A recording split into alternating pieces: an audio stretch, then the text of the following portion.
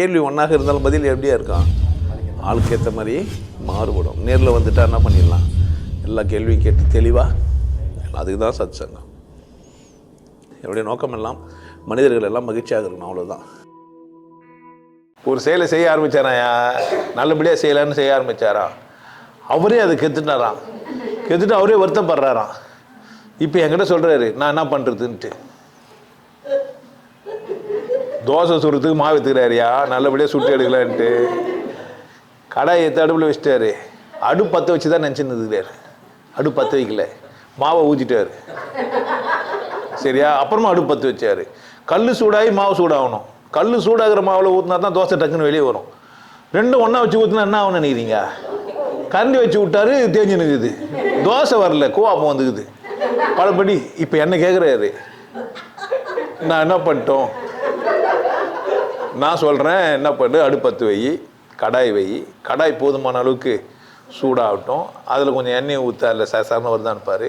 இல்லைன்னா வெங்காயத்தை பாதி வெட்டி அது மேலே ஒரு வாட்டி தேயி. இன்னைக்கு பெரிய ஹோட்டல் வச்சு தான் தொடப்பதுக்கு பீ அதில் சருக்கு புருக்குன்னு பண்ணி சத்தம் வரட்டும் புஷ்ஷுன்னு. அப்புறமா மாவை ஊற்று. அப்புறமா என்ன பண்ணு, கரண்டி கூட மெலிசா வச்சு உள்ளே விட்ற மாதிரி பார்த்து, நீ மட்டும் தடியாக இவ்வளோ தடியாக வச்சு ஒரு கரண்டி விட்டு உள்ளே போவார். மெலிசா உள்ளே விட்டு திருப்பு, தோசை வந்துடும்.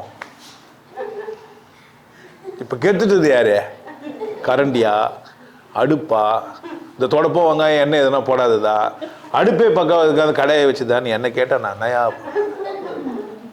பாவம் இல்லையா? நான் என்னை பார்த்து என்ன கேட்குறாரு? சிச்சு வாங்கினு வருது. என்னை பார்த்து என்ன கேட்குறாங்க? நானே நல்லா செய்யணும்னு நினச்சி நானே அதை கெட்டுட்டு நானே வருத்தப்படுறேன்னா, பின் நீ தானே செஞ்சு நீ தானே வருத்தப்படுன.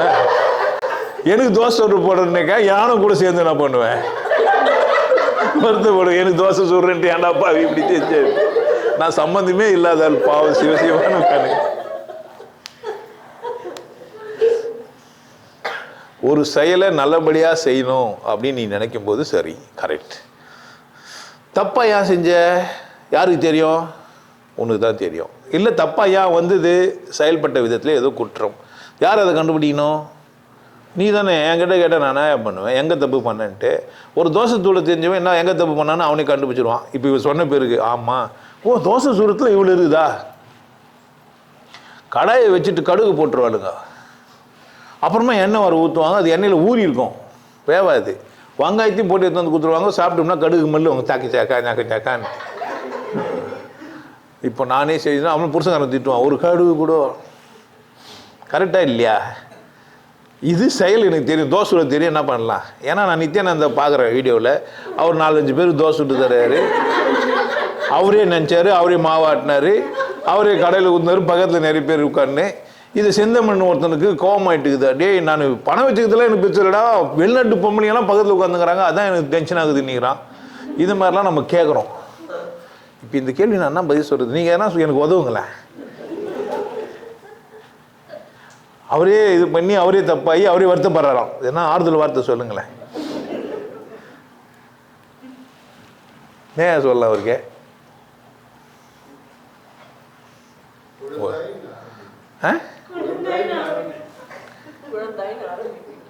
குழந்தாய்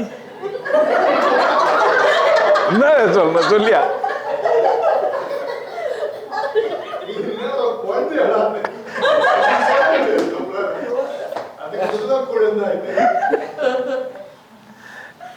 சிரித்து கேட்டுறாரா என்னன்னு தெரியல. மனுஷன் வேதனை போடுவான் போல. இல்லை கவனித்து சரியாக செய்ய ஆரம்பிங்க. நீங்களே உங்களை குழப்பிக்கினீங்கன்னா நான் என்ன பண்ண முடியும்? பாவம் இல்லையா? நான் என்ன கேட்டால் என் முன்னாடி எதனா செஞ்சிருந்தீங்கன்னா நான் சொல்லலாம். ஜோசிக்காரங்கிட்ட பேசுகிற மாதிரியே புள்ள எப்போ பிறக்கும், நான் பிறக்கும்போது பிறக்கும், வாசல் எங்கே வைக்கிறது, ரோடு பக்கமாக வை.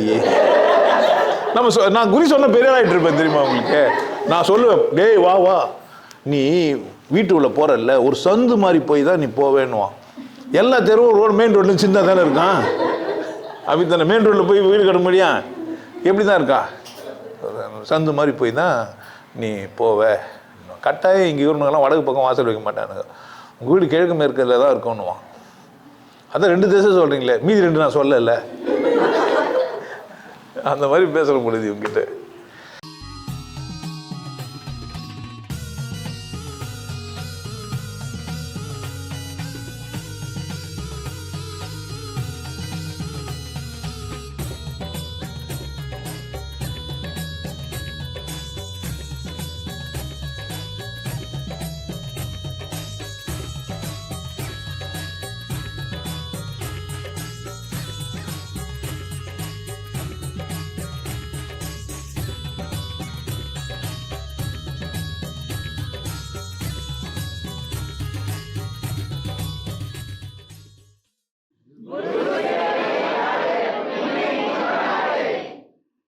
நல்லா இருங்க, சிறப்பாக இருங்க, கொண்டாட்டமாக இருங்க.